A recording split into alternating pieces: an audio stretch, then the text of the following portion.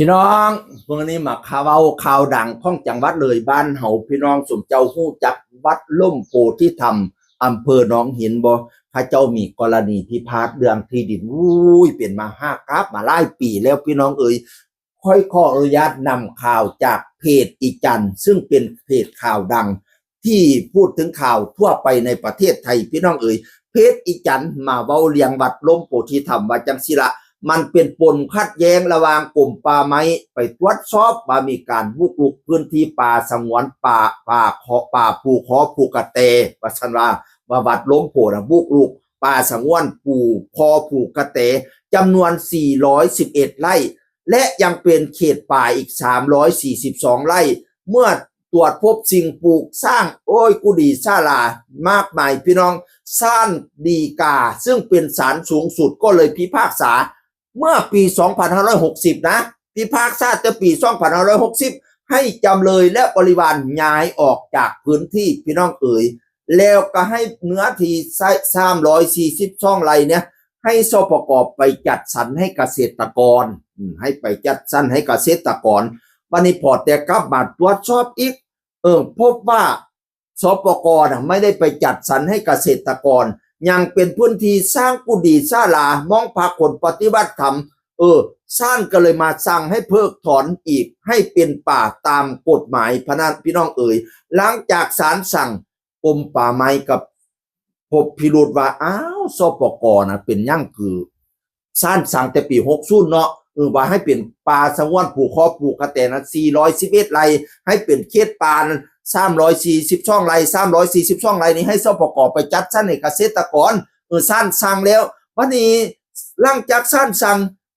กรมป่าไม้ก็พบพิรุธว่าสปก.นิ่งเฉยไม่เพิกถอนแถมออกเอกสารสิทธิ์ให้กับทายาทจำเลยทั้งที่ดินควรกลับคืนเป็นของป่ารวมเนื้อที่217ไร่สปก.ไปออกให้กับทายาทของจำเลยที่เคยมีกรณีครับป่าไม้นะออกให้ข้าเจ้าเป็นมีเอกสารสิทธิ์เป็นสปก.ในเขตของที่ว่ามีคดีกันนั่นแหละพี่น้องป่าไม้ก็เลยสงสัยสปก.เป็นยังจังไปออกให้กับญาติพี่น้องเขาอีกพนาวานาประเด็นที่น่าสงสัยคือทำไมสปก.ถึงยังออกเอกสารสิทธิ์ได้ทั้งที่มีคำพิพากษาของศาลฎีกาให้คืนพื้นที่ป่าไม้แล้วและยังพบข้อมูลว่าผู้ถือครองมีความเชื่อมโยงกับทายาทหรือคนใกล้ชิดของจำเลยที่ถูกศาลสั่งขับไล่ไปแล้วหรือเรื่องนี้จะส่อเจตนาของสปก.ที่เอื้อประโยชน์รักษาที่ดินไว้ให้กลุ่มเดิมโดยใช้วิธีออกเอกสารสิทธิ์โดยมิชอบอันนี้เพชรอีจันเขียนพี่น้องซึ่งความจริงผู้ที่ขัดขวางหรือไม่ย้ายออกตามคำสั่งศาลจะมีความผิดขัดคำสั่งเจ้าพนักงานและบุกรุกพื้นที่ป่าไม้ซึ่งมีโทษทั้งจำคุกและปรับปนาวานะอันนี้เป็นเพจอีจันเขียนเพจอีจันเขียนพี่น้องวันนี้อีกเพจหนึ่งของคุณชัยวัฒน์ลิขิตอักษรเราบอกว่าเราลงพื้นที่มาตรวจสอบเดี่ยวเคสของวัดหลวงโพพี่น้องเราก็เว้าไปตามที่อันเพิ่นว่านั่นละว่าเนื้อที่ทั้งเบิดใน755ไร่เป็นเขตของป่าภูคอภูกระเต400กว่าไร่เป็นเขตป่าอีก342ไร่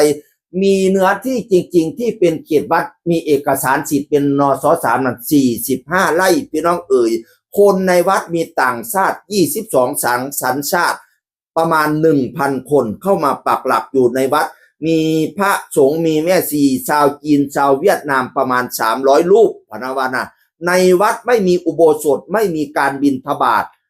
จนนำไปสู่ข้อสงสัยของชุมชนในเรื่องหลักปฏิบัติกิจของสงฆ์ตลอดจนที่มาของแหล่งเงินทุนหมุนเวียนมหาศาลภายในวัดประสันอันนี้เพชรกุลใส่วัดเขียนพี่น้องวันนี้เราก็ว่าต่ออีกว่าบางคนอาจสิมองว่าป่าไม้เจ้าหน้าที่ป่าไม้หลังแก่วัดพนาวาอันนี้บ่ได้หลังแก่เพิ่นเฮ็ดไปตามตัวบทกฎหมายว่าซั่นว่านั่นนะก็มารอติดตามตอนต่อไปเนาะหลังจากซั่นนี่คำสั่งให้ย้ายแล้วเพิ่นสิย้ายบ่หรือจังได๋พี่น้องสิ่งปลูกสร้างแล้วหลายเก่งเด้อกูดีศาลามีแต่หลังงามๆพี่น้องเฮาก็จักสิว่าจังได๋เนาะพูดถึงทางวัดอาจจะมองว่าป่าไม้ทำไมถึงจัดการแต่กู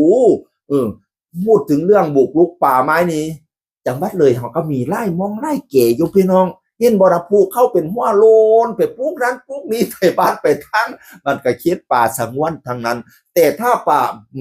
ชาวบ้านไปถางทำมาหากินปลูกนั่นปลูกนี่ให้เข้าทำมาหากินนี่ก็ยังพออารุ่มอรวยเนาะแต่ถ้าชาวบ้านไปถางแล้วพอแต่ปลูกแล้วขายให้นายทุนบัดเนี่ยโอ้ยอันนี้บอกเขาทาปัดใดเด้อไปหักขายให้นายทุนปลูกรีสอร์ทสร้างรีสอร์ทขึ้นเป็นดอกเฮ็ดอุ้ยอันนี้ก็บริเขาทาปัดใดคันเกษตรกรพอแต่ทำมาให้กินเนี่ยอันนั้นกาพออารุ่มอรวยอยู่แต่ถ้าตกไปถึงนายทุนแล้วบัดนี้อุ้ยเราก็เห็นเยอะอยู่เนาะในจังหวัดเลยที่เขตป่า